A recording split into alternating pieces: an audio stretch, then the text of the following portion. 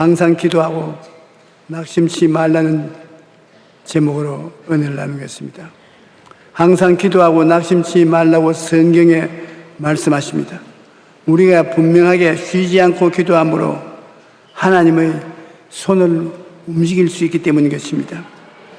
우리들 삶의 배후에 하나님이 섭리하셔서 개인, 가정, 생활, 자녀, 사업, 국가 모두 다 눈에 안 보이는 손길이 그들의 마음으로 작정한 일에 따라 간섭해 오는 것입니다.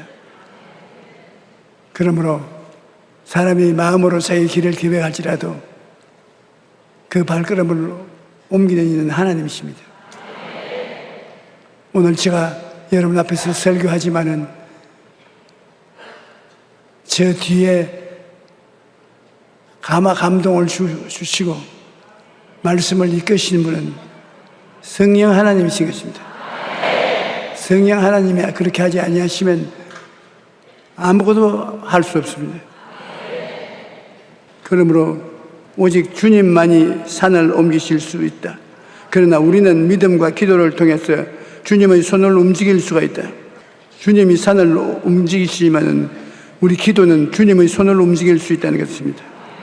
성경을 보면 여호수아가 전쟁할 때 모세가 산꼭대기에 서서 여호수아 싸우는 장면을 아래로 바라보고 있으면 전쟁에 이겼습니다. 그러나 팔이 아파서 팔을 내려놓으니까 이스라엘 백성이 졌습니다. 그래서 나중에 아론과 훌이 양쪽에 한 팔씩 들고서 전쟁이 끝날 때까지 기다리니까 전쟁이 완성했습니다.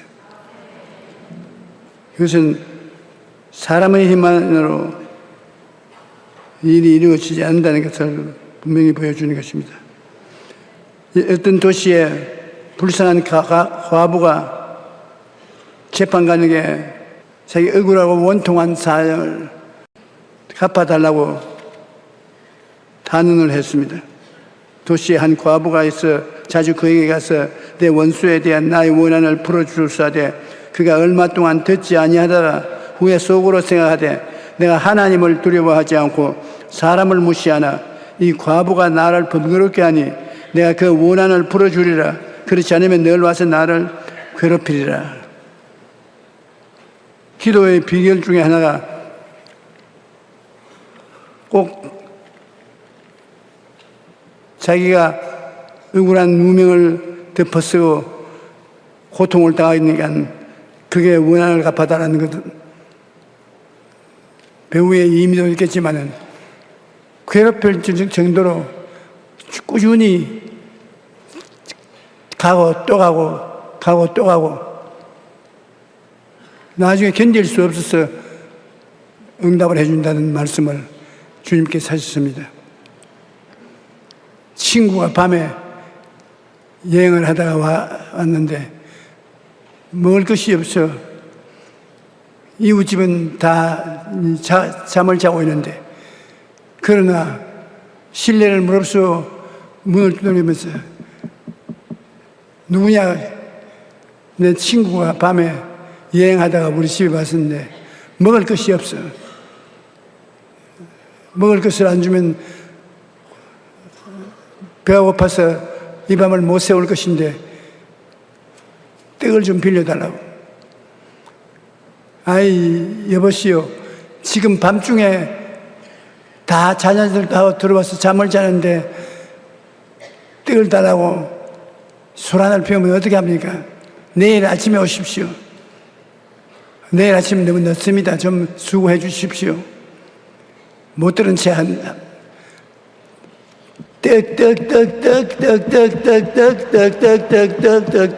떡 아주 친애하는 이웃이여 자비를 베푸사 나의 애처로운 처지를 도와주소서. 그렇게 해야 들어주는 거 아닙니다. 아니 귀찮게 만들어야 돼요. 떡떡떡떡떡떡떡떡떡떡떡떡. 아이고, 이놈이 떡을 안 얻고는 밤새도록 저렇게 해서 잠을 못 자겠으니 귀찮지만 떡을 줘야 되겠다고. 그래서 일어나서 북에 가서 표리한 떡을 갖다 주면서 네가 친구이고 이웃이기 때문에 떡을 주는 것이 아니라 시끄러워서 떡을 준다. 우리 주님께서 기도의 비결을 말할 때 이 과부와 함께 밤중에 찾아온 친구를 위해서도 시끄럽게 해야 된다. 왜 여의도 순복음교회 하면 통성 기도할 때 시끄러워서 하나님이 귀가 막았냐 그렇게 시끄럽게 고함치게 그런 이야기 많이 들었습니다. 하나님은 귀는 안 먹으셨지만 시끄럽게 떠드는 사람을 좋아합니다. 자기의 소원을 이루시기 위하여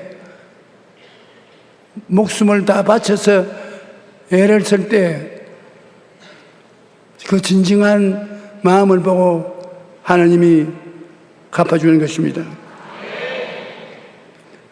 주께서 또 이르시되 불의한 재판관의 말한 것을 들으라. 하물며 하나님께서 그 밤낮 부르짖는 택하신 자들의 원한을 풀어주지 아니하시겠느냐? 그들에게 오래 참으시겠느냐? 내가 너에게 이르노니 속히 그 원한을 풀어주시리라. 그러나 인자가 올 때 세상에서 믿음을 보겠느냐 하시니라. 점점 세상이 각박하게 되어서 믿음을 가지고 인내하는 사람이 별로 없겠다는 것입니다. 너희가 악한 자라도 좋은 것으로 자식에게 줄 줄 알거든. 하물며 계신 너희 아버지께서 구하는 자에게 좋은 것으로 주지 않겠느냐. 자기 아들을 아끼지 아니하고 우리 모든 사람을 위하여 내어주시니가 어찌 그 아들과 함께 모든 것을 우리에게 주시지 아니하겠느냐. 속히 응답되는 기도도 있지만 그렇지 않는 기도가 많이 있습니다. 오랜 시간 기도해도 응답이 없으면 낙심합니다. 그러나 낙심했다가 도로 일어나서 기도를 계속해야 되는 것입니다. 왜냐하면 기도에는 기다림이 필요한 겁니다. 기도는 산모가 아기를 낳는 것과 같습니다. 아기를 만나는 기쁨을 얻으려면 10달 동안 뱃속에 발길로 차고 뒹굴고 하는 장난을 하는데 태에서 노는 애를 쓰다듬어주고 참으면서도 빨리 나오라고 고함치지 않습니다. 그가 10달 달수가 차면 나오니까 기다려야 되는 거죠. 우리가 기도 응답받는 것도 우리 마음에 잉태하는 것입니다. 제 소원하는 바를 이루어질 모습을 마음에 꿈꾸어서 기다리는 시간이 기도로서 기다려야 되는 것입니다. 그 다음에 그 기다린다는 해산의 수고를 통해서 응답의 기쁨이 있다가 오는 것입니다. 아브라함도 하나님이 약속하신 아들을 얻기까지 25년을 기도했습니다. 그래서 응답을 받았습니다. 요셉도 하나님이 주신 꿈을 이루기 위해 오랜 시간을 기다렸습니다. 모세도 출애굽의 지도자가 되기까지 40년 동안 양을 쳤고, 다윗도 이스라엘의 왕이 되기까지 10년간 광야에서 지냈습니다. 하지만 그 힘든 시간을 하나님을 바라보고 기도하면서 견뎌냈을 때 마침내 꿈이 이루어지는 것입니다. 야고보서 1장 4절에 인내를 온전히 이루라. 이는 너희로 온전하고 구비하여 조금도 부족함이 없게 하려 함이라 말씀하십니다. 기다림의 시간은 헛된 것이 아닙니다. 그 시간을 통해 하나님께서 우리를 부족함이 없도록 다듬으시는 것입니다. 여러 가지 종류의 시련이 다가오는데 이 세상 살아갈 동안에 그 시련을 우리가 알고 참아야 되는 것입니다. 욥기 5장 7절에 한번 따라 읽어봐. 사람은 고생을 위하여 났으니 불꽃이 위로 날아가는 것 같으니라. 사람은 고생 없는 사람 없습니다. 지위, 명예, 권세, 돈 이런 것이 있다고 해서 고생이 안 따르는 것이 아닙니다. 일생을 사는 동안에 고생이 다 따르는 것입니다. 제가 전 세계를 걸쳐서 목회에 크게 성공한 목사님들, 자기 당대 10,000명 이상의 교인을 모아서 목회한 주의 종들을 보니까 편안하게 죽은 사람이 거의 없어요. 꼭 고생이 있다는 것입니다. 하나님의 위대한 종 바울은 주의 사업을 하러 지중해를 배를 타고 왔다 갔다 하는데 폭풍우도 당하고 풍랑을 피해서 모닥불을 피워놓으니 불에서 독사가 나와서 물었습니다. 그게 동리에 이질병이 걸린 사람이 많이 있는데 그 사람들 다 고치고 돌보았습니다. 하나님 사업한다고 해서 편안한 사업을 한 목사는 별로 없습니다. 제 세대가 지나가고 우리 이영훈 목사님 세대가 지나가고 난 다음에 여의도 순복음교회를 인수해서 목회하는 사람 고생문이 환합니다. 하나님 사업이니까 하지. 자기 명예를 위해서 하는 사람은 어리석은 사람일 것입니다. 하나님은 당신의 제자들을 훈련하실 때도 어려움을 만나게 만들어진 것입니다. 요한복음에 보면 예수께서 눈을 들어 큰 무리가 자기에게 오는 것을 보시고 빌립에게 이르시되 우리가 어디서 떡을 사서 이 사람들을 먹이겠느냐 하시니 이렇게 말하시면 친히 어떻게 하실지 알고 빌립을 시험하고자 함이라. 빌립이 대답하되 각 사람으로 조금씩 받게 할지라도 200데나리에 오느나 떡이 부족하니 제자 중 하나인 곧 시몬 베드로의 형제 안드레가 예수께 여짜오되 여기 한 아이가 있어 보리떡 5개와 물고기 2마리를 가지고 있나이다. 그러나 이것이 많은 사람에게 얼마나 되겠나이까. 주님께서 제자를 시험해 봅니다. 들판에 군중이 모여오는데 남자만 5,000명, 부녀자 합치면 10,000 내지 15,000명 식구들이 모여오는데 어디에서 떡을 사서 그들을 먹일 수 있겠습니까? 아예 빌립은 그는 돈도 없고 떡 살 것도 없다고 말했습니다. 안드레는 5병2어를 가지고 나왔습니다. 이들은 주님을 시험할 때 모두 다 땅의 것을 바라보고 시험의 문제 해결하려고 하는 것입니다. 땅을 보고 사는 사람과 하늘을 쳐다보고 사는 사람인데 땅을 쳐다보고 사는 사람은 시험에 넘어집니다. 어떠한 삶의 환경에서도 하늘을 쳐다보고 살아야 돼요. 그러면 하나님 섭리를 따라 하나님의 기적이 일어나고 하나님의 섭리가 나타나는 것이지, 하늘을 쳐다보지 않고 땅만 쳐다보면 마음에 낙심하고 절망하고 마는 것입니다. 야고보서 1장 2절로 3절에 내 형제들아 너희가 여러 가지 시험을 당하거든 온전히 기쁘게 여기라. 이는 너희의 믿음의 시련이 인내를 만들어내는 줄 알미라고 말씀하는 것입니다.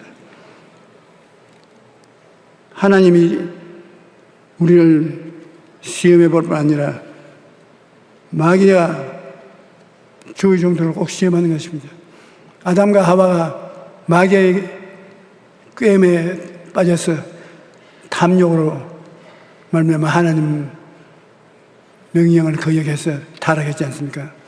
하나님의 아들인 예수님께서 요단강에서 성령 세례 받으시고 광야에 가서 40주 40일 금식하고 기도하고 난 다음에 마귀의 시험 당했습니다.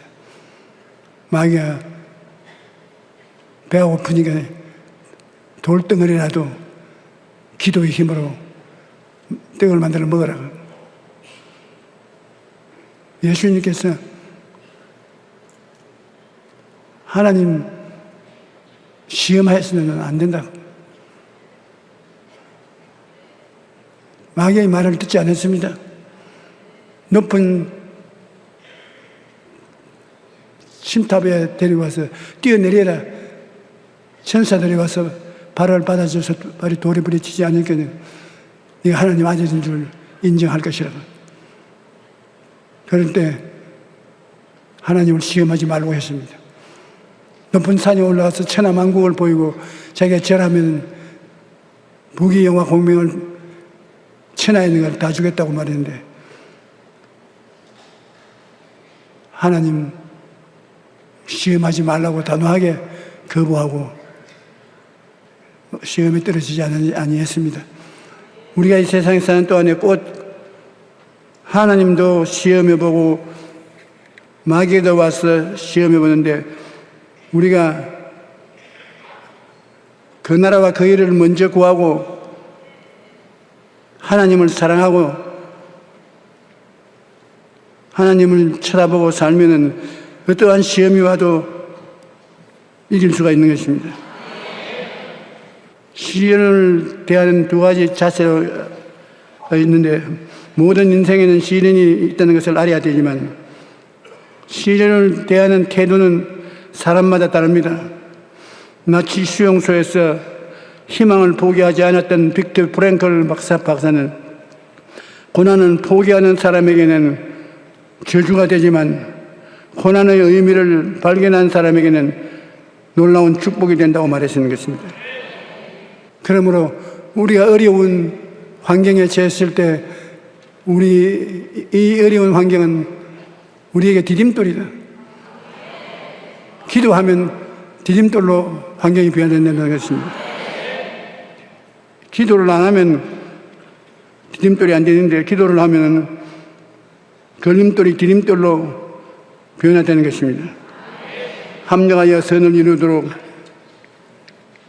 만들어 주시는 것입니다. 어떻게 생각하냐에 따라서 스트레스가 무조건 건강에 나쁘다고만 알고 있는데 켈리 맥고니걸이라는 심리학자는 8년 동안에 3만 명을 대상으로 연구했는데 그 결과가 매우 흥미롭습니다. 스트레스를 심하게 경험한 사람의 사망 위험성은 그렇지 않은 사람보다 43%나 높습니다. 하지만 이것은 모든 사람에게 해당되는 것이 아닙니다.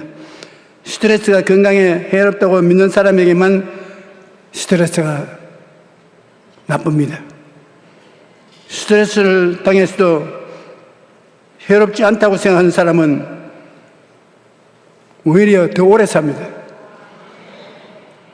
사람 생각이라는 것이 참 희한합니다. 스트레스가 완전히 우리 병을 가져오는 인자가 되는데, 그렇게 생각하는 사람이 스트레스 때문에 병들어서 죽지, 스트레스가 다가오다 이건 우리에게 훈련하여 힘있게 만들어준다고 긍정적으로 생각하면 이익되게 손해되지 않는다는 것입니다. 살면서 스트레스를 받는 상황을 완전히 피할 수는 없습니다. 하지만 스트레스를 어떻게 생각하느냐에 따라 우리 몸에 미치는 결과가 달라지는 것입니다. 한번 따라 말씀하십니다. 스트레스가 와도 하나님이 계시면 문제없다. 그러면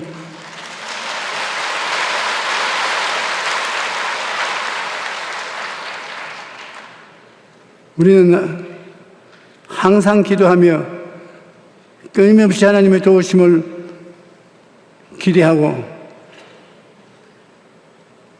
하나님께 수고하고 무거운 짐을 맡기고 살면 하나님의 도움을 받을 수가 있는 것입니다. 낙심하고 좌절하고 절망해서는 안 되는 것입니다. 내가 사망의 엄심한 골짜기로 다닐지라도 해를 두려워하지 아니할 것은 주께서 나와 함께 하심이라. 주의 지팡이와 막대기가 나를 안위하시나이다. 우리가 선을 행하되 낙심하지 말지니 포기하지 아니하면 때가 이름에 거두리라고 말씀한 것입니다. 하나님께서 허락하시는 시련은 우리의 유익을 위한 것입니다. 역사학자 아놀드 토인비는 인간의 문명은 평안함이 아니라 고난과 역경의 결과라고 말했습니다. 인류의 역사를 보면 기후가 따뜻하고 전쟁도 없고 평온한 지역에 사는 민족들이 아니라 불리한 자연환경에서 사는 민족이 위대한 문명을 이루었습니다. 국가나 민족뿐 아니라 개인도 마찬가지입니다.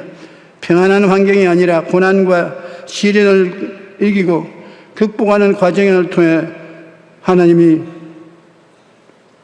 도와주셔서 발전하고 향상하는 삶을 이루어갈 수가 있는 것입니다. 하나님이 없다고 주장하는 무신론자가 있는가 하면 하나님의 존재를 인정하면서도 하나님께 무관심한 사람들도 있습니다. 하지만 우리는 하나님의 자녀로서 기도를 통해 하나님과 함께 살아갑니다. 기도의 손을 들 때 하나님께서 우리에게 이렇게 말씀하시는 것입니다. 두려워 말라, 내가 너와 함께함이라. 놀라지 말라, 나는 내 하나님이 됨이라. 내가 너를 굳세게 하리라. 참으로 너를 도와주리라. 참으로 나의 의로운 오른손으로 너를 붙들으리라. 우리 예수 믿는 사람이 마음에 즐거움을 갖고 살아야지. 마음의 즐거움은 양약이라도 심령의 근심은 뼈를 마르게 한다고 말했는 것입니다. 염려와 근심은 우리의 몸과 마음을 다 병들게 합니다. 한겨울의 추위에 한여름의 더위를 견디며 벼락을 맞아도 죽지 않고 수백 년 버틴 나무라 할지라도 작은 해충이 갉아먹으면 낙낙장송이 죽어서 쓰러집니다. 우리의 삶도 이런 벌레가 있는데 그 벌레가 뭐냐? 염려와 근심입니다.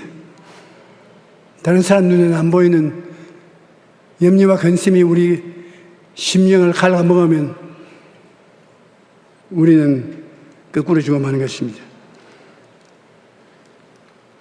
염려와 근심을 어떻게 할 것입니까? 염려와 근심을 처리하는 가장 좋은 방법은 하나님께 맡기는 것입니다. 어떻게 맡기는가? 기도로 맡기는 것입니다. 아무것도 염려하지 말고 다만 모든 일에 기도와 간구로 너희 구할 것을 감사함으로 하나님께 아뢰라.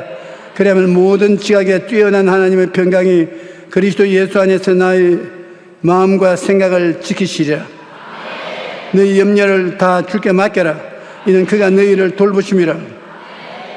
기도로서 염려를 하나님께 맡기면 하나님께서 우리를 돌보셔서 우리의 손을 잡고 함께 인생을 살아가게 된 것입니다.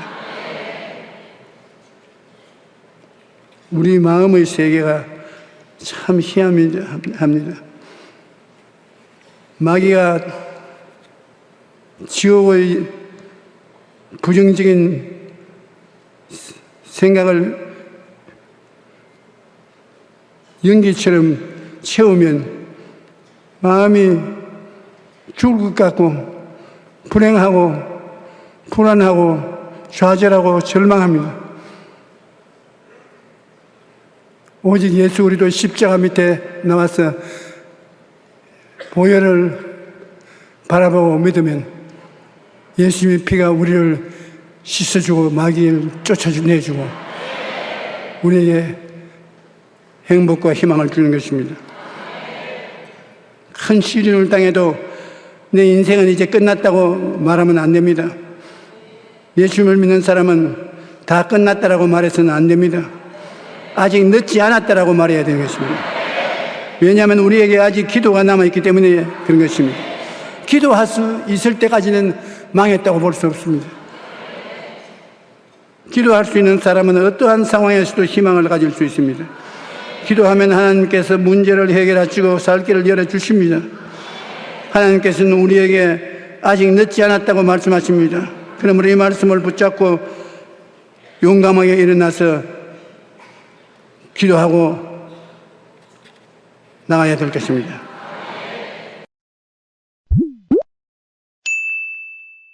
Today, I'd like to share with you a grace titled, Am I One of Those Who Are Also Like This? A wealthy farmer raised 2 sons. When they were young, they were obedient and excellent sons.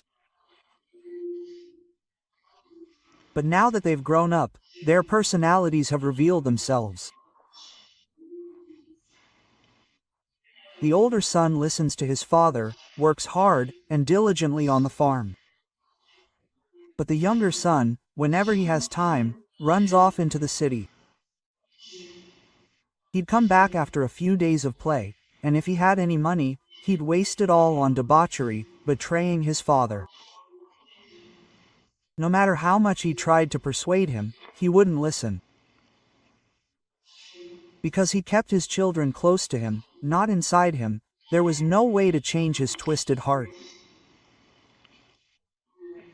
Then one day, the younger son came to his father and said, "Father, since you're already in a state of shock, I won't be able to attend the ancestral rites when you pass away, so please divide the inheritance in advance.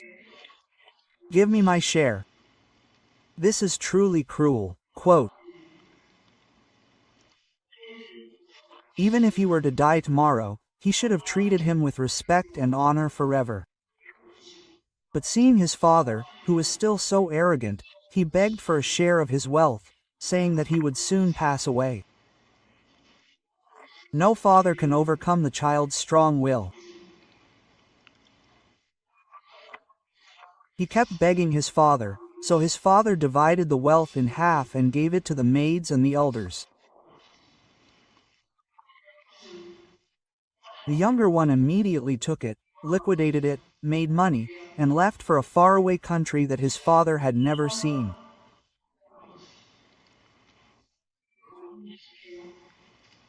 And since he was rich and young, his friends were different. He was truly a hero.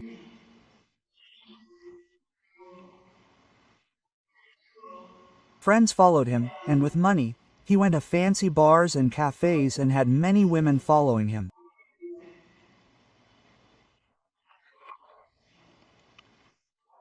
Money isn't infinite, is it? He kept spending, so he gradually ran out of money, and eventually hit rock bottom. But then a famine approached the city. With no job and no money, and with famine approaching, there was no way to survive. It was only then that he realized he was in trouble.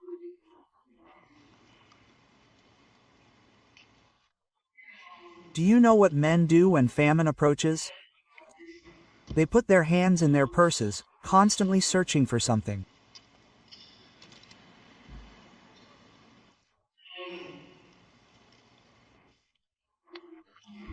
Women open their handbags, look in the mirror, and make a last-ditch effort to survive.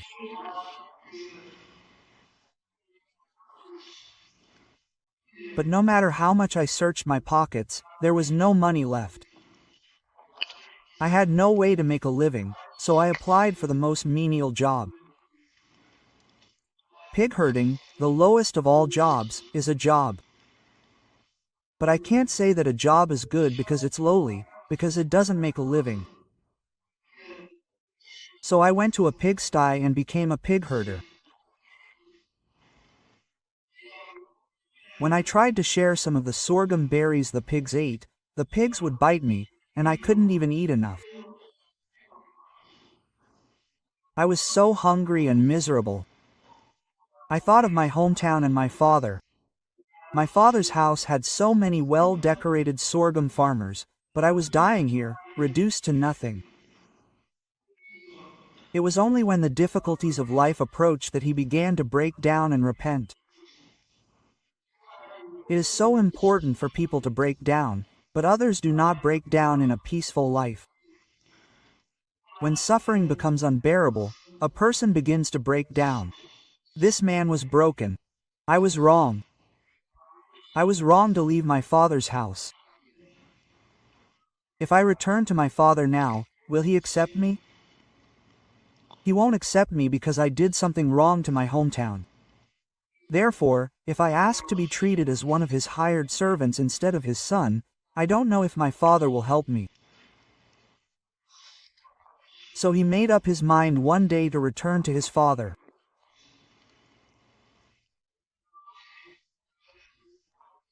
He wore men's clothes, bare-chested, his hair disheveled, his face pale and unkempt, and he went to where his father was. Since his son left home, his father had prayed for him without rest every day, longing for his return. When he heard that his son was coming, the father ran out.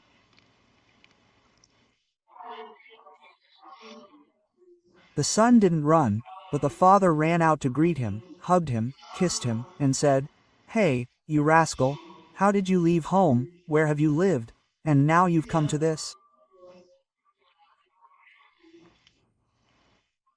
So this son is getting a chance to repent from his father, and he's trying to repent, saying, "Father, I have sinned against heaven and against you." He's got no time, just stay still, bring the best robe and put it on him. Put on his sandals, put on a ring, go home, go into the pen, and kill the fattest calf. Your son is dead and alive again, we've found it, let's eat and be merry. Quote. Before the son can even speak, the father is overjoyed and delighted with him. "Father, I'm not worthy to be called your son. Please treat me like one of your servants." He doesn't even answer. As proof that he has accepted him as his son, he puts a ring on his finger, puts on his sandals, gives him the best clothes, and welcomes him with a loud voice. This is the father's heart. No one but the father would do this.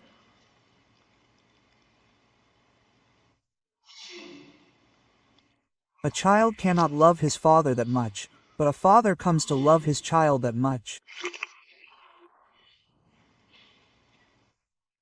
So, when he takes his son home, the father is delighted and happy, and he is so happy. Oh, but when the children come home from working in the fields, there is a lot of noise, bright lights, singing, and dancing. So, he calls the servant and asks, "What is this?" "Your father is so happy that you came home healthy that he skipped the big feast." "What is this bastard doing?" "The family is going back to that now." "I'm not going in." Quote. The father comes and says, "Hey, come back quickly. Your brother is back. Let's eat and be merry." Quote. "Father, your brother is back?" That bastard took your property and played with those bad guys. He's sick and is coming back now. Why is your father welcoming him? He's a bad guy, and he should be punished. Quote, I don't care about that guy. I won't go in. Father said, yes, but isn't he your brother? If he died and came back to life, wouldn't he be like this? Shouldn't he be happy? I can't be happy. Even Father finds it strange. How can he forgive, love, and accept such a wicked man? Isn't this a family of beings? How can there be order in the house? If a guy like that were in the house, wouldn't I be here? You didn't even give me a single lamb, so why did you slaughter the fattened calf on your trip? You're with me, so everything is mine, even if it's not a kid, but an ox. You can slaughter it and eat it if you want, right? Why are you doing that? Don't stop, don't judge, but come in, so you can't go in. You won't go in. This is called legalism.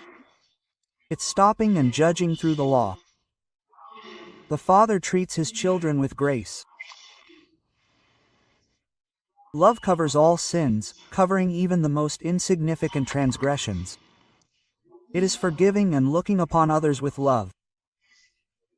So, is forgiveness and love justice, or is justice and judgment justice? Which do we consider justice?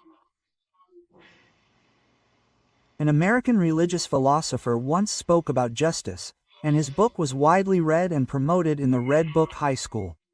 Quote, Justice, he said. What do you think justice is? Do you think it's justice to stand still and judge? However, the Bible says that justice isn't about standing still and judging, but about the church's justice. God's justice is about forgiving and loving. The Bible says that love is the fulfillment of the law, covering countless transgressions. When we look at people, aren't they all three of us integrated? We are made up of the physical, the spiritual, and our lives are all integrated. Even though you are sitting here now, you are three people. The spiritual man, and the physical man, all three of you combined into one. Just as the Father, the Son, and the Holy Spirit are three in one, we were created in the image and likeness of God, so the spiritual me, and the physical me are three in one.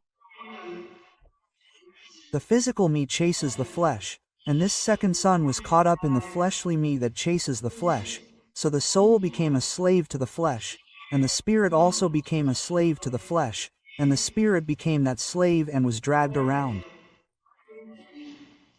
It became a slave to the lust of the flesh, the lust of the eyes, and the pride of life, and both the spirit and the soul were dragged away. What are the works of the flesh? Galatians chapter 5, 19-21. Now the works of the flesh are evident: sexual immorality, impurity, sensuality, idolatry, sorcery, hatred, strife, jealousy, outbursts of anger, rivalries, dissensions, factions, envy, drunkenness, revelries, and things like these. I warn you, as I have warned you before, that those who practice such things will not inherit the kingdom of God. When Adam and Eve created man, they were made into a trinity: a physical man, a spiritual man, and a spiritual man. When the physical man was first created, it was not this bad. The flesh was not corrupt. This man contained the soul and the spirit and was very necessary for living life. Don't you need a body to continue living? However, after the flesh is finished, sin enters and becomes corrupt, so the works of the flesh are filled with very filthy things.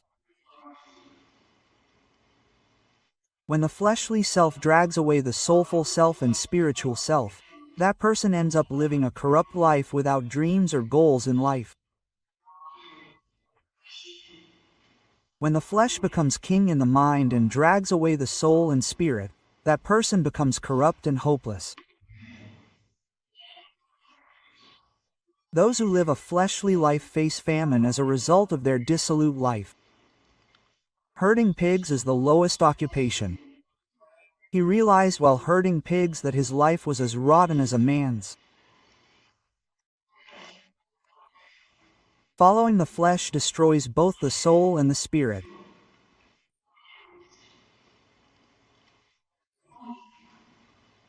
The soul refers to a self-centered, theoretical life.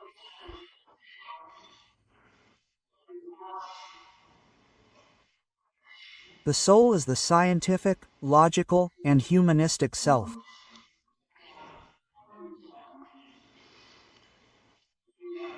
However, if you live with the fleshly ego, you will inevitably starve to death. Therefore, he repented. He began to break the fleshly ego. When you realize your mistakes and repent, your flesh is broken. So, after conquering the flesh, he resolved to confess his sins to his Father with hope in his heart and return home. In Luke chapter 15, 17-21, we see that when he came to his senses, he said, "How many of my father's hired servants have bread to spare, and here I am reducing it." The fleshly ego began to completely break down. How could it not break down when you are so hungry? That is why he confessed and repented. He got up and went to his father. While he was still a short distance away, his father saw him and, drawn to him, ran, threw his arms around him and kissed him. But the son said to him, "Father, I have sinned against heaven and against you. I am no longer worthy to be called your son. Make me like one of your servants." But the father was so happy and pleased that his son returned after being broken that he was satisfied with just repentance.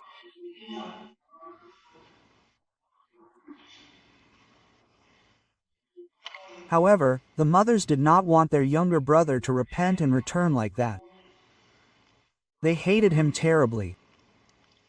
Mothers are soulish people. They are people who think rationally and reasonably about everything they say. They do not think with the forgiveness and love of their younger brother. When a younger brother comes, he is considered a sinner by the law, and sinners must be punished. They are very soulish people. I felt angry at my younger brother and rebelled against my father. I was furious at my father's irrational and unjust legalistic attitude. If my father thought rationally, could he possibly accept such a wicked man? Even if our father disregarded the law, we had plenty. How could he just abandon this child who took the family property and ate it all with his two sons? I believe my father was wrong, and my younger brother was even more wrong. Therefore, my younger brother, the second son, was met with merciless discipline and judgment. Hearing of his younger brother's outrageous transgressions, I was filled with rage at my father, who showed his love. Could such a person be my father? How could he love such a corrupt younger brother and abandon him? I was utterly furious. Everyone, think about this. Who is justified before God?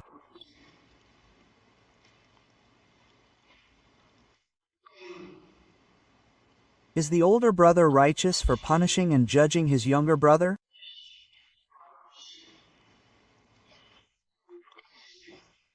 Is the father righteous for forgiving and loving him? Who is right before God?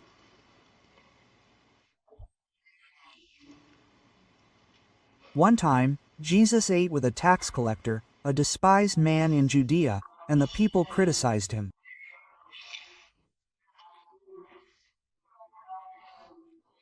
How could the Son of God be eating with such sinful tax collectors?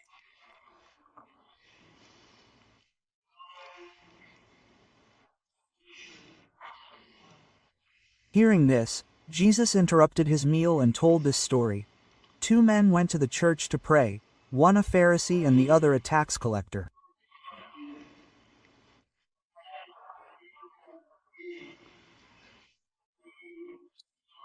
The Pharisee prayed, God, I thank you that I am not like other people, extortioners, adulterers, and even like that tax collector. I fast twice a week and give 11 trillion won of all I earn. What a devout man, God.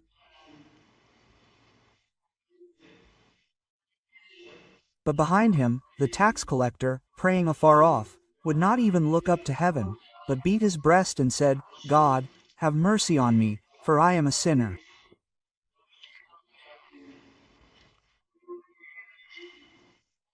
I tell you, which of these two went home justified? What would they say? Needless to say, it was the Pharisee. He fasted twice a week, paid his dues, avoided indulgences, and lived a righteous life. Isn't that person righteous? If he had simply remained righteous, he would have declared himself righteous, but he later cursed the tax collector. He didn't live a wicked life like that tax collector. Since he judged and punished the tax collector, who was more righteous?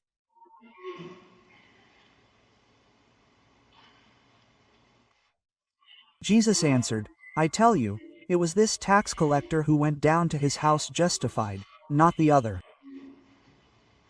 Even we think about it, it's astonishing. This Pharisee lived a truly legalistic and clean life.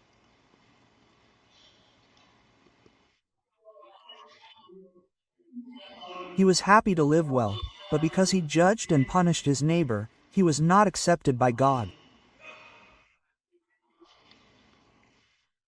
Our justice is not only about living righteously ourselves, but also about not stopping and judging our neighbors.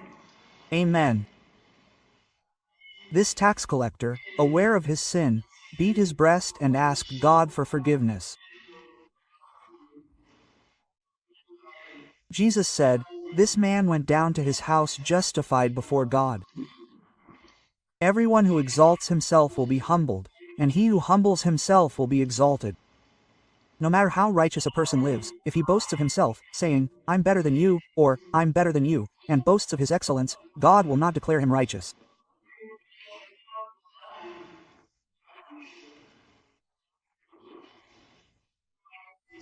If we realize our own faults and know that we too have been forgiven, loved, received grace, and saved, then when we see someone who is just as sinful, cruel, and depraved as we must forgive and love them, and then our own righteousness will be acknowledged. Therefore, when people come to church, longtime believers see new believers sinning, and instead of trying to comfort them and lead them to the righteous path, they curse them. Quote, I'm a bad son of a, and I need to be purified from my sins. I'm going to point fingers at him. Then, because of the sin that purified him, his own righteousness will become ineffective. Don't compare yourself to others. You should never compare yourself. If you compare yourself and think you're better than that person, God is saying you're inferior.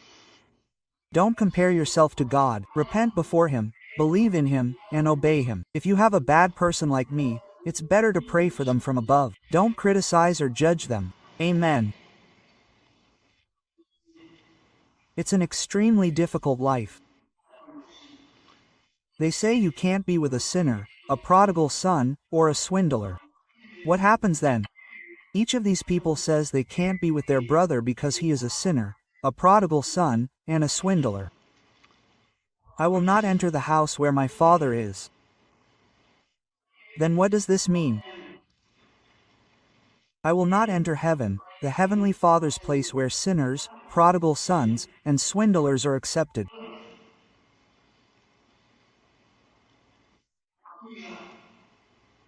If my Father forgives and loves sinners, prodigal sons, and swindlers and takes them to heaven, then where will I go if I don't go to heaven? There is no such thing as perfect heaven, so I will go to hell. I will go to hell. In Luke chapter 15, 28-30, when he was angry and refused to go in, his father came out and saved him. He answered his father, I have served many fathers and never transgressed your commands, yet you never gave me a lamb to enjoy in my fields. But when you came, you killed the fattened calf for this son of yours, who has devoured your property with the fields. So, even if my father did something wrong, I thought it wasn't a mistake on the part of the priest, but that's not true. My father wants love and forgiveness. What kind of father do you think he is? He doesn't quench a dying wick, and he doesn't break a broken wick. Amen. We just go and see people who are broken and shaking, and if we see a burning candle giving off smoke, we just break it off. There's no such thing in our church. Break it off, blow it out. But God takes good care of a dying wick, making it burn well, and when a bruised wick is broken, He makes it bloom again. He is a God of love. Amen. I want mercy, not sacrifice. I don't want people to be sacrificed to God with religious rituals and formalities. I want people who repent. Amen. God came to this world to save sinners, so that He can go where there are sinners. Amen. When we need encouragement, it means we are sick. The Father is a sinner, yet He goes to save sinners, visits the sick and heals them, visits the hungry and feeds them, and goes with those who mourn, weeping with them and being one with them.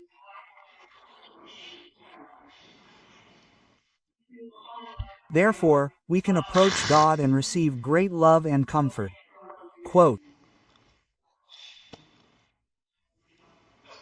oh, such love. I started singing John chapter 2 without even singing it. Beloved.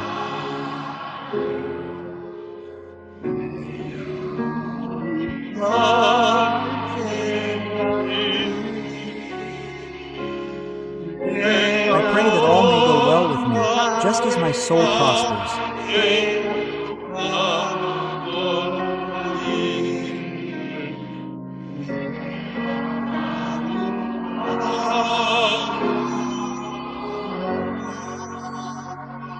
Therefore, God seeks out places where sinners are rife, bringing them to repentance, forgiveness, and salvation.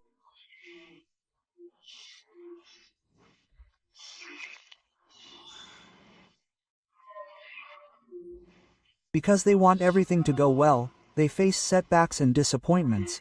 Their lives become a mess, they are naked and hungry, but God comes in and blesses and saves them. Amen. God seeks out the sick, the suffering, and the sick, receives their prayers, blesses them, and heals them. So where is God? Ah, He is in the salvation prayer. I'm full. Where is God? He is in the Yoido Sunboyum Church. I was mistaken.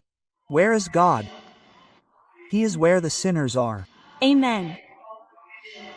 Where is God? He is where the poor are. Amen. Where is God? He is with the sick. Amen. Amen. Therefore, we must know where God is. Therefore, if we invite God to such a place, God's power and glory are revealed. Amen. This time, when I went to Urazi, I could clearly see that God was with the sick. It wasn't just one or two people being healed. They were all healed. Amen.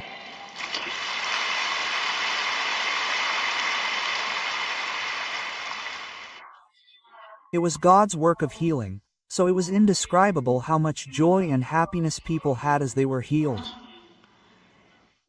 That's what God wanted to see. Amen.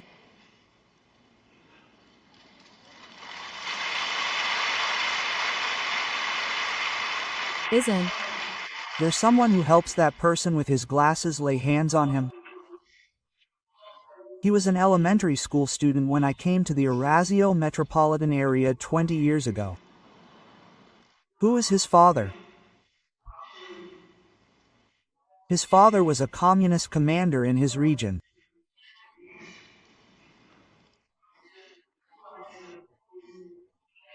So, when Moscow received a call from Seoul, he protected communism. To do that, he brought a shortwave radio to contact the Moscow Mosque. Shortwave radio is something ordinary people can't hear, but this young man would listen to the Soviet Christian broadcast from Jeju Island at night.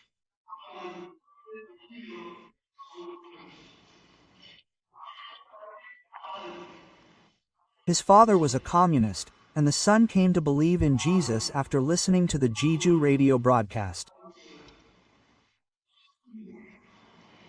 After listening to that broadcast, his faith grew and he became a pastor.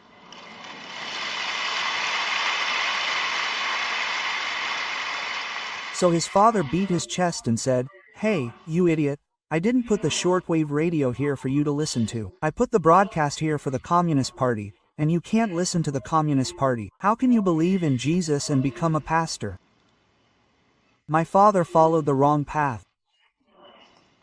The Communist Party is the devil's army. I heard the gospel preached by Korean Christians through that shortwave radio and realized the true truth. So I attended the meetings, and this time, he became the lead pastor and helped me guide and support me. Amen.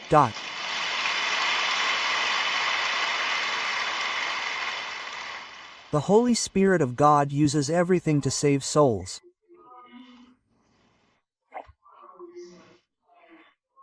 How much do they oppose and betray God where communism exists? In a communist household, God enters the car and makes the son believe in Jesus.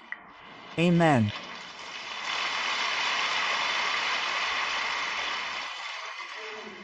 Therefore, in your family, there are those who commit the most sins and are bulletproof, and you think they can't be saved without challenging them.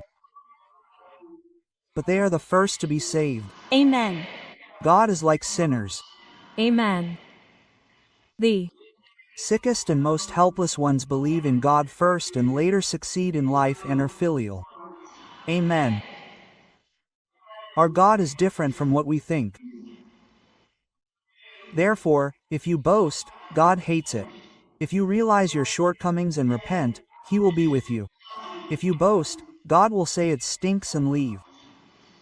The one who is accepted here is the son of the soul, the second son is the son of the flesh, and the father is the spiritual father. Embracing the person in question with forgiveness and love is something only a spiritual father can do. In Luke chapter 15 verse 20, it says, "While they were still a long way off, the father ran to him, threw his arms around him, and kissed him." The spiritual father embraces his physical son as he repents and returns.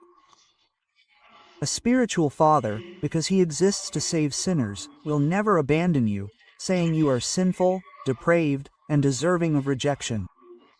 He goes first and embraces you. Amen. That's why he wants to save you. Peter asked, "How many times should I forgive my brother if he sins against me?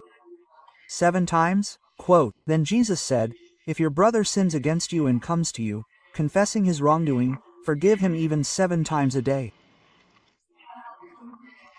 God is not as scary as you think. He is a God overflowing with love and grace. Amen. Amen. He Doesn't judge or punish sin without stripping him of his guilt. If someone like us who has sinned hopes to be stripped of all their sins and desires to do this, and then judges, then they are not like God. God does not judge without removing the guilt. 1 Peter chapter 4 verse 8 says, "Beloved, love one another deeply, because love covers a multitude of sins." Amen. God is the one who covers over our sins, forgives us, and makes us righteous.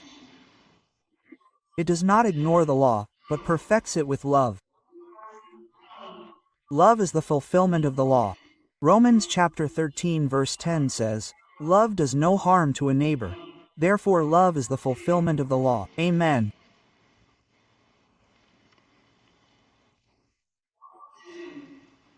Paul believes that he became who he is by receiving God's love, not by the works of the law. 1 Timothy chapter 1, 12-16 I thank Christ Jesus our Lord, who has given me strength, that he considered me faithful, putting me into his service, though I was a blasphemer, a persecutor, and an insolent man. But I received mercy, though I acted ignorantly in unbelief. And the grace of our Lord was exceedingly abundant, with the faith and love that are in Christ Jesus. Believe, and this is the saying worthy of all acceptance, that Christ Jesus came into the world to save sinners, of whom I am the worst. But I obtained mercy so that in me, as the foremost, Jesus Christ's patience might be shown to me, that after believing in him, I might become an example of eternal life. The more sins you have committed, the more God's grace you have received. Amen. The more wrong you have lived, the closer God is to you and the more he strives to lead you to a better life. There is not a single perfect person in this world. As you walk toward the calling that God has called you, you may wallow in the mud, fall into ditches, and get covered in dust. But just because you are in the mud, you cannot just sit there and not go.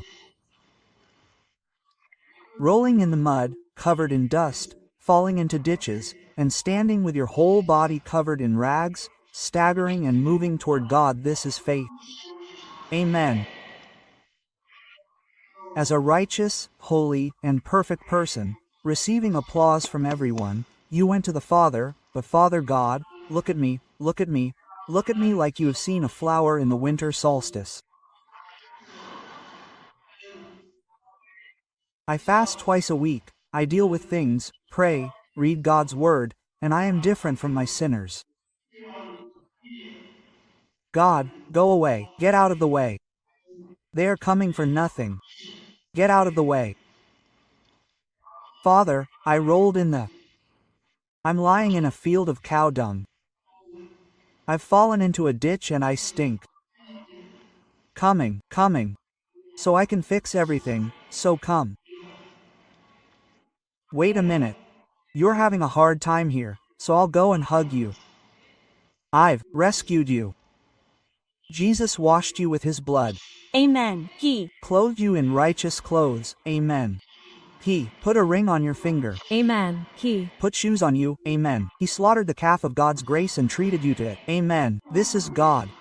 Amen. You must be proud of becoming children of such a Father. Amen.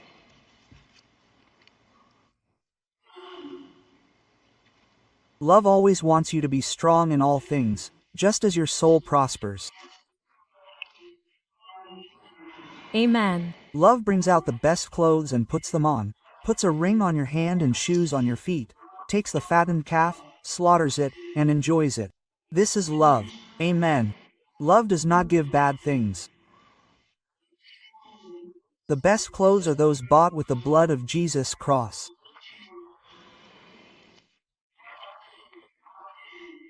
Giving your son the twang of his fingers is proof that he has become a son, but giving him shoes prepared by his father means inheriting all the material possessions and circumstances he has prepared.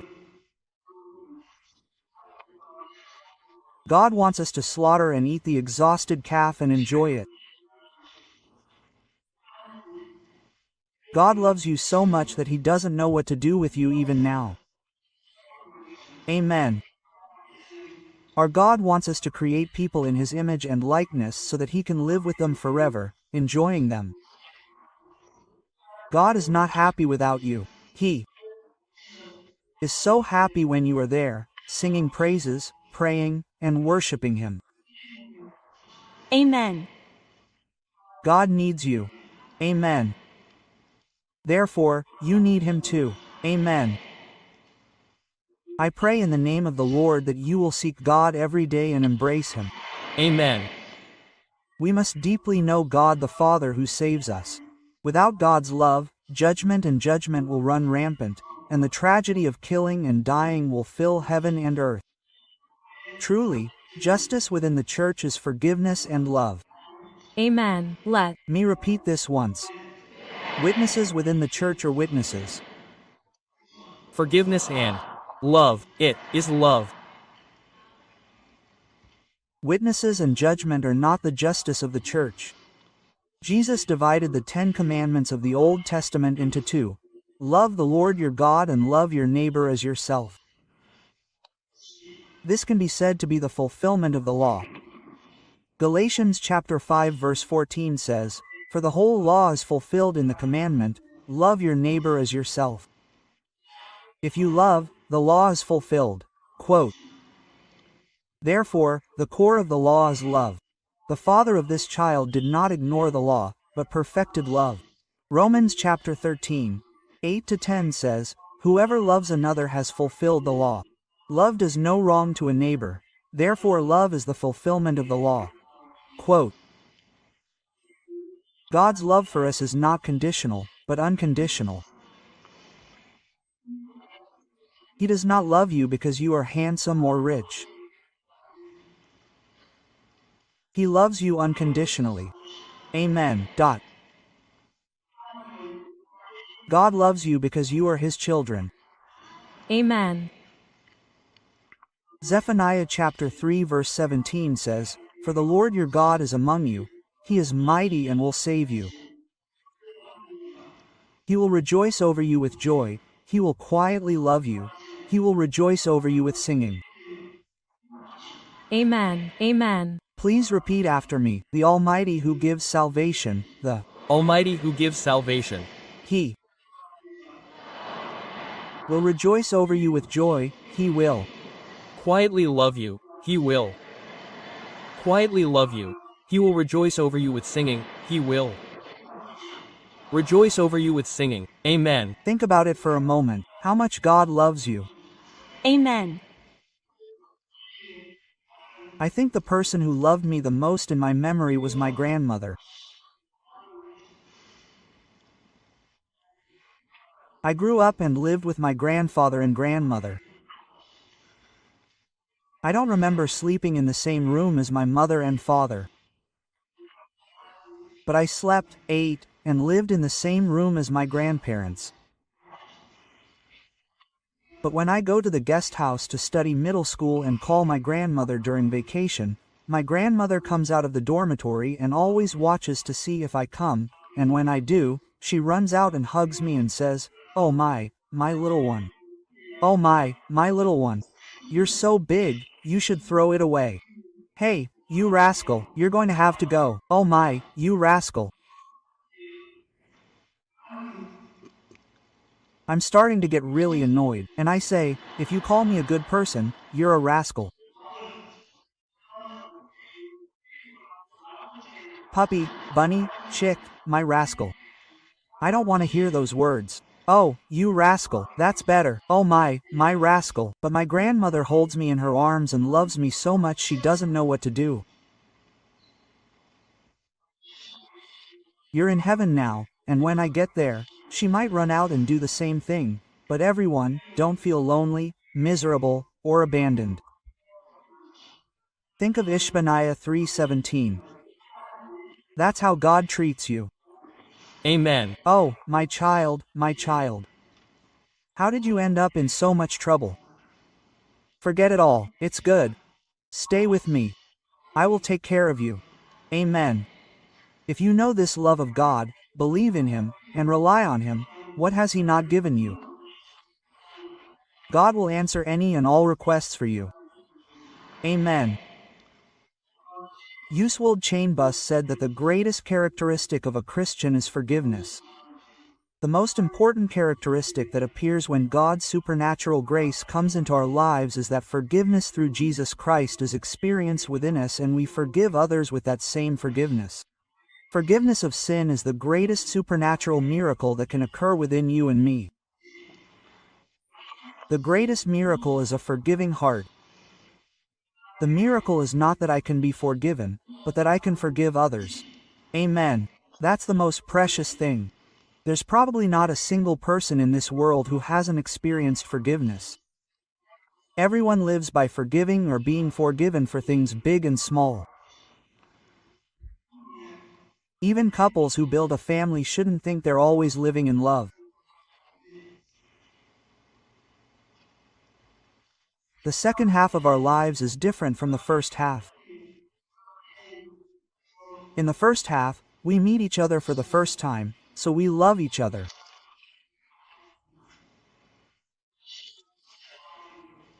After living together for decades, we don't know whether we're pretty or not, whether we like each other or not, and we don't even know whether we want to live together. What are we doing? We're just living together. I once had a person who came to my counseling service who was middle-aged or older complaining that he couldn't feel love. What I said then was, what's there to feel love for? We're just living. We're just making a living. Don't expect anything more than that. People don't love each other to death. We're just making a living. Don't hate each other, just forgive. Amen.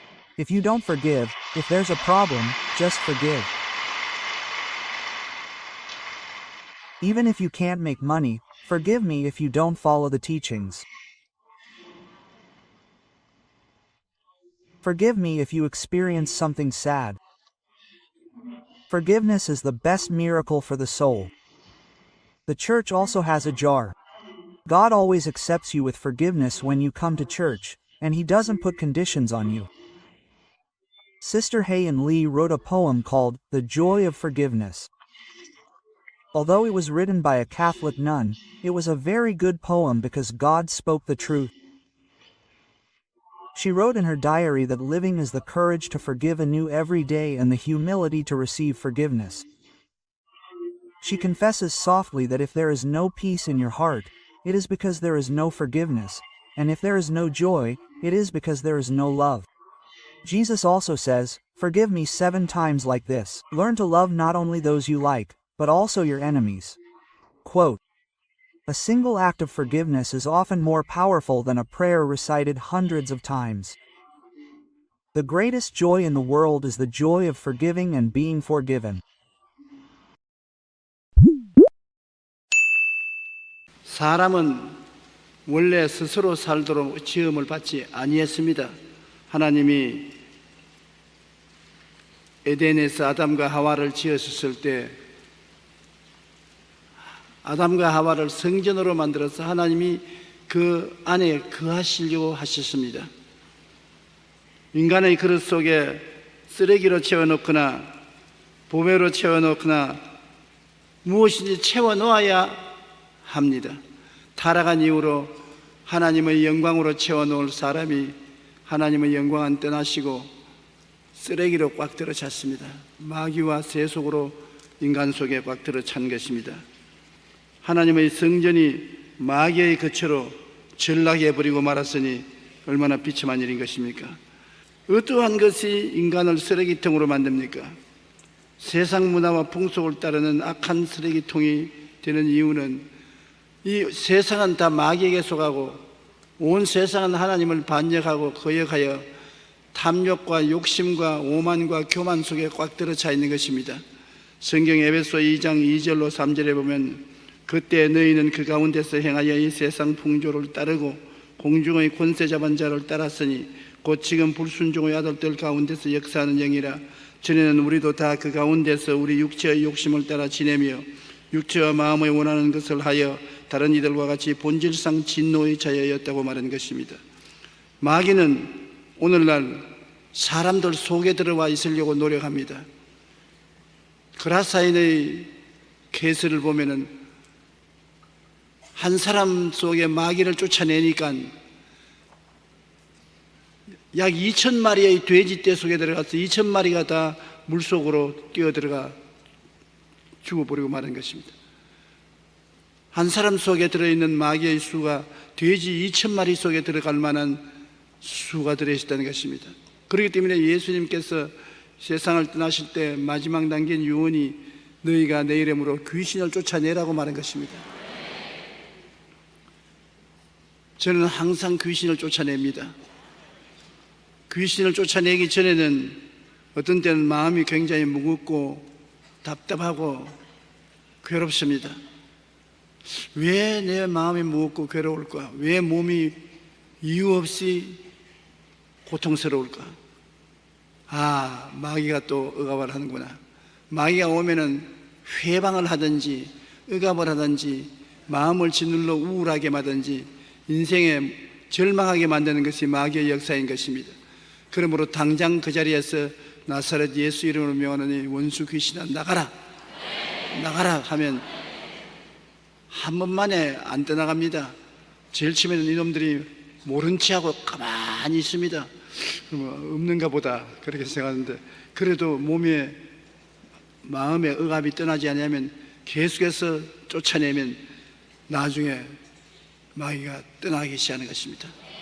한 놈 떠나고 두 놈 떠나고 세 놈 떠나고 억압한 마귀가 떠나가면 떠나갈수록 몸과 마음이 가벼워지고 나중에 다 떠나면 다 떠난 것을 확실히 압니다. 마음이 상쾌해지고 아주 즐거워지는 것입니다. 그러면 몸의 억압도 사라지고 마음의 우울함도 사라지고 부정적인 생각도 사라지고 건강을 회복해서 편안하게 잠자리에 들어갈 수 있고 아침에 깨어날 수 있는 것입니다. 그렇기 때문에 주님께서 제일 먼저 믿는 자에게 이런 표적이 따르니 제가 내 이름으로 귀신 쫓아내라. 오늘 우리 교회가 그걸 등한히 하고 있습니다. 성도들이 그걸 등한히 하고 있기 때문에 쓸데없이 억압을 당하고 우울하고 슬프고 부정적이고 파괴적으로 되는 것입니다. 예수 믿는 사람에게는 마귀가 안 누른다 하지만 그렇지 않습니다. 모르는 사이에 마귀가 와서 회방을 하고 누르는 것입니다. 안 믿는 사람은 아예 마귀가 점령하고 있으니까 더 이상 누를 필요도 없고 회방할 필요 없습니다. 안 믿는 사람이니까 완전히 점령했지만 믿는 사람에게는 근처에 못 오니까 기회를 타서 언제나 와서 억압을 하고 점령하려고 애를 쓰는 것입니다. 이렇기 때문에 여러분 항상 귀신을 쫓아내십시오. 여러분은 쫓아낼 수 있는 권세와 능력이 있는 것입니다. 쓰레기통 인생이 되어 그대로 내버려 놓으면 안 되는 것입니다. 우리 마음이 겉으로는 맑고 온전하고 깨끗한 것 같은데 마음의 밑바닥 속에는 온갖 세속과 더러운 것이 쌓여 있는 것입니다. 세상 문화와 풍속을 따라 육신의 정욕, 안목의 정욕, 이생의 자랑으로 가득 채워진 쓰레기통이 되어 있다는 것을 알아야 되는 것입니다. 죄악과 부패로 채워진 쓰레기통이 되어 있는 것을 어떻게 아느냐? 십계명을 비춰보면 알 수 있어요. 그냥 안 보이는 것도 확대경을 대고 보면 보이는 것처럼 십계명을 우리 마음속에 비춰보면 우리 속에 어떤 쓰레기가 있는 것을 알 수 있어요. 성전에서 간음하다가 현장에 잡힌 여자를 끌고 온 바리새교인, 사두개교인, 교법사들이 예수님께 이 여자가 간음하다가 현장에 잡혔으니 성경에는 돌로 쳐 죽이라 했는데 당신은 어떻게 하라고 합니까? 자꾸 물을 때 예수님께서 엎드려서 글을 적었습니다. 뭘 적었느냐? 쉽게 알 수 있는 것입니다. 예수님은 각 사람의 마음속에 있는 쓰레기가 드러날 수 있도록 십계명을 적었습니다. 그 사람들은 예수님 어깨로 예수님 손가락에 적어가는 십계명을 내려다보고 몸에 몸서리를 쳤는데 주님께서 얼굴을 드시고 한 사람 한 사람 보시고 너희 가운데 죄 없는 사람이 먼저 돌로 쳐라. 그 말 한마디가 그들 영혼을 뒤흔들어 놓았었습니다. 왜냐하면 십계명을 통해서 그들 다 죄가 드러났기 때문인 것입니다. 모두 다 돌멩이를 내버려 놓고 한 사람 두 사람 피해 뿌리고 말았는데 십계명에 보면 나 외에 다른 신들을 내게 두지 말라, 너를 위하여 우상을 만들지 말라, 하나님의 이름을 망령되이 부르지 말라, 안식일을 기억하여 거룩하게 지켜라, 내 부모를 공경하라, 살인하지 말라, 간음하지 말라, 도적질하지 말라, 내 이웃을 거짓 증거하지 말라, 내 이웃을 탐하지 말라. 크게 가려면 마음과 뜻과 정성을 다하여 하나님을 사랑하고 내 이웃을 내 몸같이 사랑하라는 두 계명으로 나눌 수 있습니다. 이를 우리 마음속에 비춰보면 쓰레기가 마음의 바닥에 깔려 있다는 것을 부인할 수 없는 것입니다. 모든 사람이 죄를 범하였으며 하나님의 영광에 이르지 못한다고 하였고, 죄 없다 하면 스스로 속인다고 성경은 말하고 있는 것입니다. 그러므로 하나님의 확대적인 십계명을 마음속에 비춰보면 죄악과 부패로 채워진 쓰레기가 드러나게 되는 것입니다. 우리는 탐욕으로 채워진 욕심의 쓰레기가 마음속에 점령하고 있다는 것을 부인할 수 없습니다. 시편 3절에 악인은 그의 마음의 욕심을 자랑하며 탐욕을 부리는 자는 야훼를 배반하며 멸시한다고 말하는 것입니다. 세상에 있는 모든 것이 육신의 정욕과 안목의 정욕과 이 세상 자랑이라고 말하는 것입니다. 야고보서 1장 14절로 15절에 오직 각 사람이 시험을 받는 것은 자기 욕심에 끌려 미혹되미니 욕심이 잉태한 즉 죄를 낳고 죄가 장성한 즉 사망을 낳는다고 말한 것입니다. 가장 우리를 넘어뜨리게 하는 것은 마음의 욕심과 탐심과 교만과 오만의 쓰레기인 것입니다. 교만과 오만이 들어오면 다른 사람과 타협을 하지 않고 자기만 인정받고 자기 말만 옳다고 주장하게 되는 것입니다. 사람들과 만나면 부딪힙니다. 마음의 욕심과 탐심이 있으면 자기의 분수 이상할 것을 주려고 하기 때문에 사람들하고 부딪히게 되는 것입니다. 오만과 교만 쓰레기를 치우고 욕심과 탐심의 쓰레기만 치우더라도 우리는 상당히 문제가 해결되고 화해하고 잘 살아갈 수가 있는 것입니다. 그 다음에 교만과 오만의 쓰레기통을 청소하는 것은 참 중요합니다. 시편 4절에 악인은 그의 교만한 얼굴로 말하기를 야훼께서 이를 감찰하지 아니하신다 하며 그의 모든 사상에 하나님이 없다 하나이다. 잠언서 16장 18절에 교만은 패망의 선봉이요 거만한 마음은 넘어짐의 앞잡이니라. 교만한가 안 한가 보려면 다른 사람의 말에 귀를 기울이는가 안 기울이는가 그걸 보면 알 수 있는 것입니다. 교만한 사람은 다른 사람 말에 귀를 기울이지 않고 충고를 듣지 않습니다. 자기가 다 옳다고 생각하는 것입니다. 나는 옳고 다른 사람은 다 나쁘다고 생각하기 때문에 다른 사람의 충고에 귀를 기울이지 아니하고 다른 사람의 말을 무시해버리면 뭐라고 말해도 그 사람은 교만한 사람인 것입니다. 겸손한 사람은 다른 사람에게 말에 귀를 기울이고 충고를 들어서 자기를 비춰보는 것입니다. 다른 사람의 충고가 마음에 괴롭더라도 그것을 듣고 비춰보고 회개하고 깨달으면 겸손한 사람이 되는 것입니다. 우리는 교만과 오만의 쓰레기통을 제껴야 마음의 평안을 가질 수가 있는 것입니다. 그러므로 이 세상에 사는 모든 사람들 속에는 쓰나미가 밀려와서 쓰레기를 남겨놓고 간 것처럼 세상의 시험과 환란이 지나고 난 다음에 수없이 많은 쓰레기를 우리 가슴 속에 파묻어 놓고 가는 것입니다. 이 쓰레기를 갖고 있기 때문에 마음속에 썩은 냄새가 나고 불안과 공포, 좌절과 절망이 다가오는 것입니다. 여러분, 우리가 회개한다는 것은 이 쓰레기를 청소하는 것을 말하는 것입니다. 내 마음에 쓰레기를 잔뜩 담아 있으면 결코 평안과 행복이 없는 것입니다. 그러나 이 쓰레기만 있는 것이 아니라 사람은 그 마음이 보배함이 될 수도 있는 것입니다. 쓰레기가 치워지고 보배로 가득 찬 보배함이 될 수가 있는 것입니다. 어떻게 해야 그러냐? 예수님의 구원으로 채워놓으면 마음이 보배로 변화되기 시작하는 것입니다. 요한복음 3장 14절로 17절에 모세가 광야에서 뱀을 든 것 같이 인자도 들려야 하리니 이는 그를 믿는 자마다 영생을 얻게 하리 하심이라. 하나님이 세상을 이처럼 사랑하사 독생자를 주셨으니 이는 그를 믿는 자마다 멸망하지 않고 영생을 얻게 하리 하심이라. 하나님이 그 아들을 세상에 보내신 것은 세상을 심판하리 하심이 아니요 그로 말미암아 세상의 구원을 받게 하리 하심이라. 니고데모가 예수께 나올 때 예수님이 니고데모 보시고 사람이 거듭나지 아니하면 하늘나라를 볼 수 없다고 말하니까 니고데모가 깜짝 놀랐습니다. 평생을 율법을 공부한 니고데모가 내가 나이가 이렇게 많고 머리가 백발이 된 사람이 거듭나자면 어떻게 합니까? 다시 어머니 뱃속에 들어갔다 나와야 됩니까? 예수님께서 내가 네게 거듭나야 되겠다는 것을 의심하지 말라. 모세가 광야에서 뱀을 든 것 같이 인자가 들려야 하리니 누구든지 저를 믿는 자마다 멸망하지 않고 영생을 얻으리라. 이스라엘 백성이 광야에 나와서 지나갈 동안 생활이 어려우니까 하나님을 원망하고 불평했습니다. 하나님이 노하셔서 불뱀을 보내서 그들을 물어 수많은 사람이 죽었습니다. 그들이 모세에게 나와서 회개하고 하나님께 기도해서 뱀이 물러가게 해달라고 할 때 모세가 하나님께 기도하니까 불뱀을 노트로 만들어 가지고서 장대 높이 달라 쳐다보는 사람마다 고침을 받으려 했던 것입니다. 그래서 뱀의 독이 올라서 퉁퉁 부어서 죽어가는 사람도 장대 높이 다른 구리뱀을 쳐다보는 사람마다 즉시로 고침을 받은 것입니다. 예수님께서 당신을 비워서 인자도 모세가 광야에서 뱀을 든 같이 들려야 하겠다. 세상 뱀의 독에 물려서 죽어가는 사람이 나를 쳐다만 보면 고침을 받게 하겠다. 구원을 받게 하겠다. 오늘날 우리 마음으로 예수 그리스도의 십자가를 바라보고 믿기만 하면 용서와 구원을 받게 되는 것입니다. 우리 하나님이 우리를 찾아온 것은 우리를 정죄하기 위해서 찾아온 것이 아니라 우리를 용서하고 구원하기 위해서 찾아온 것입니다. 세상을 심판하시는 것이 하나님의 뜻이 아닙니다. 세상이 예수로 말미암아 구원받기를 원하시기 위해서 오신 것입니다.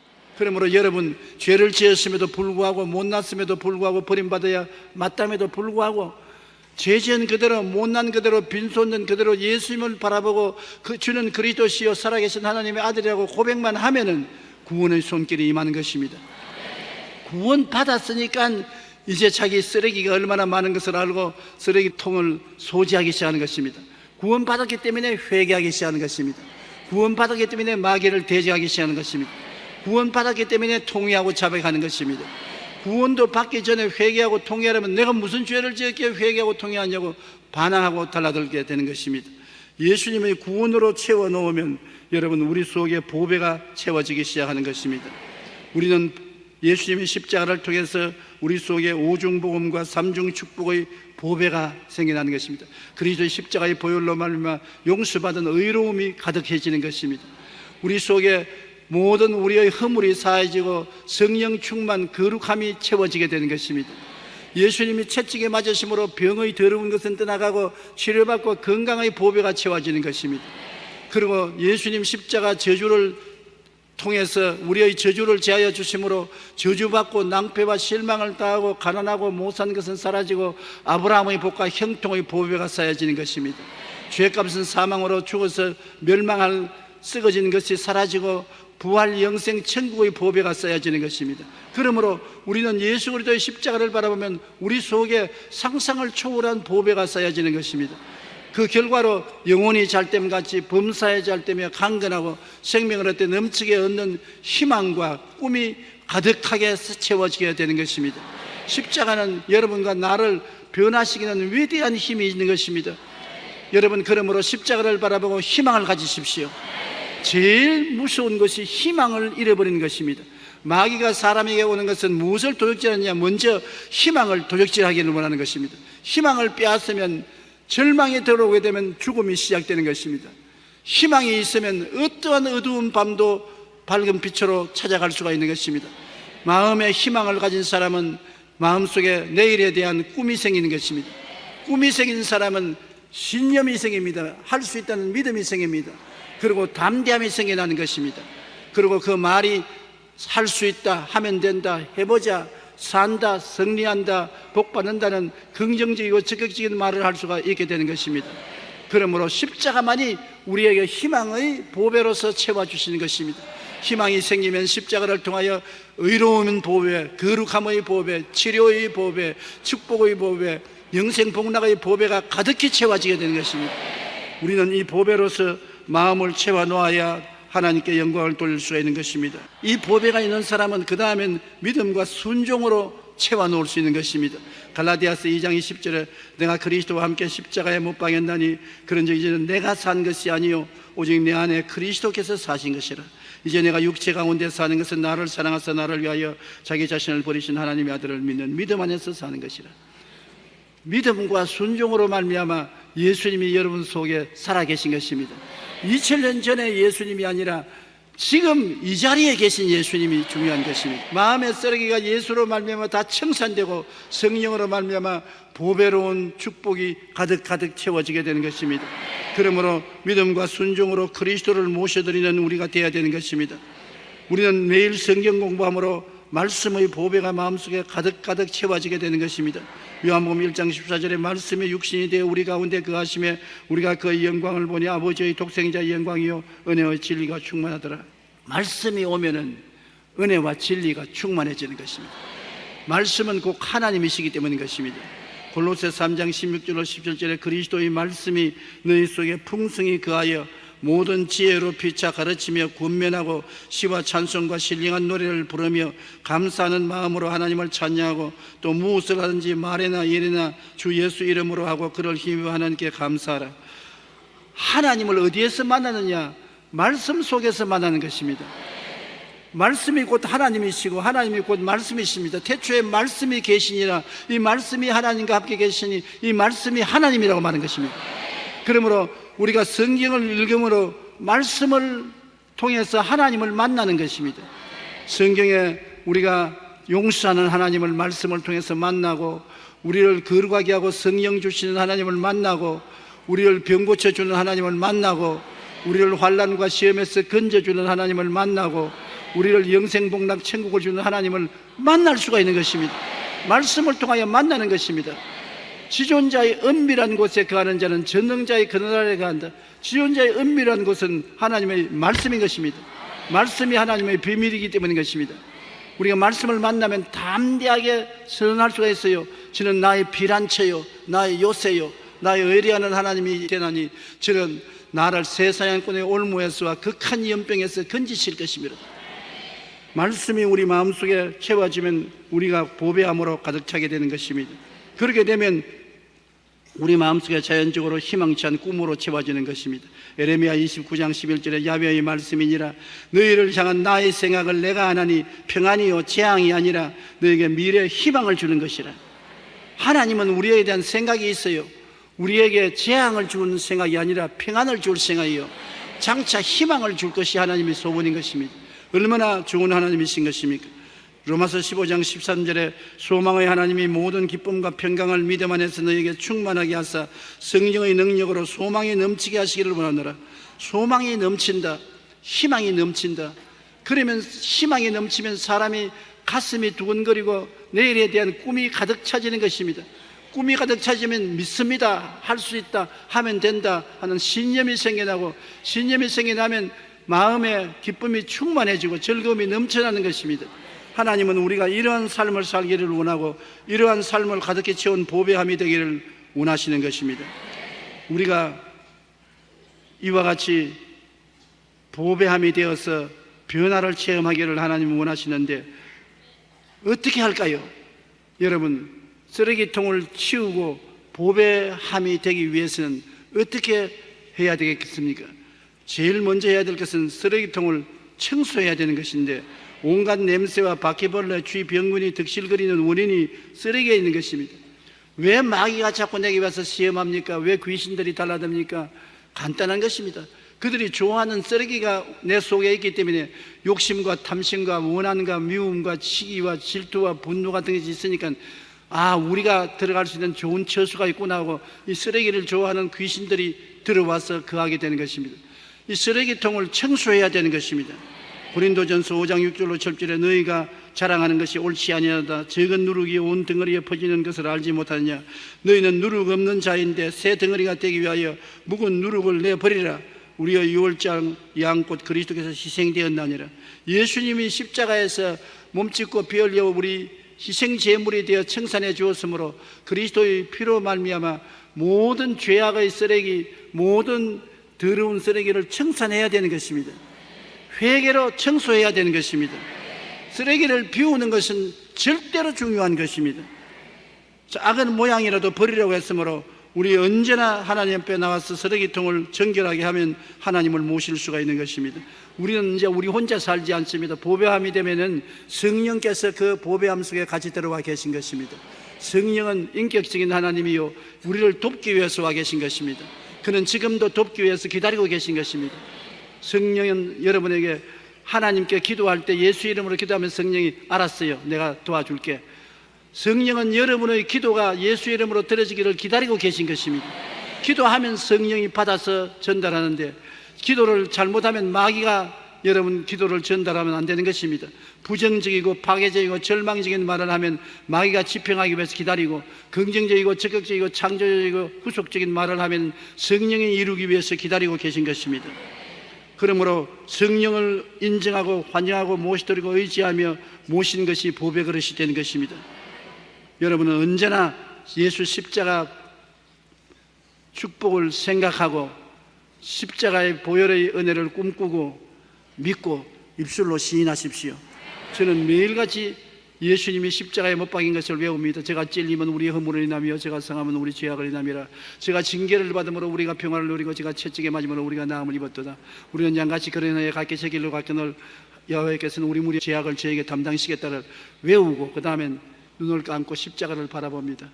예수 죽음 내 죽음, 예수 죽음 내 죽음, 예수 죽음 내 죽음. 나도 그리스도와 함께 고난 받고 죽었다. 그 다음 예수 부활은 내 부활. 예수 십자가를 통하여 내가 의롭게 되고 거룩하게 되고 치료받고 건강하고 아브라함의 복을 받고 영생 복랭을 얻은 나를 상상하는 것입니다. 그리고는 믿습니다. 하나님께서 이 일을 내게 이루어 주심을 믿습니다. 그리고 내 혼자 내가 늘 중얼거립니다. 나는 용서받은 의인이 되었다. 나는 성령께서 같이 계신다. 나는 제가 채찍에 맞음으로 나음을 입었다. 나는 축복받은 아브라함의 후손이다. 나는 부활 영생 천국을 가지고 있다. 영원히 잘됨같이 범사의 잘됨에 강건함을 입었다. 입술로 늘 시인합니다. 누가 뭐라고 말하든지 나는 보배를 가지고 있습니다. 그 보배가 바로 십자가 밑에서 얻은 보배인 것입니다. 눈에 안 보여도 이 보배가 내 마음속에 있어서 이를 내가 알고 꿈꾸고 믿고 입으로 시인하면 보배가 현실로 내 앞에 나타나게 되는 것입니다. 이 보배를 질그릇에 가지고 있습니다.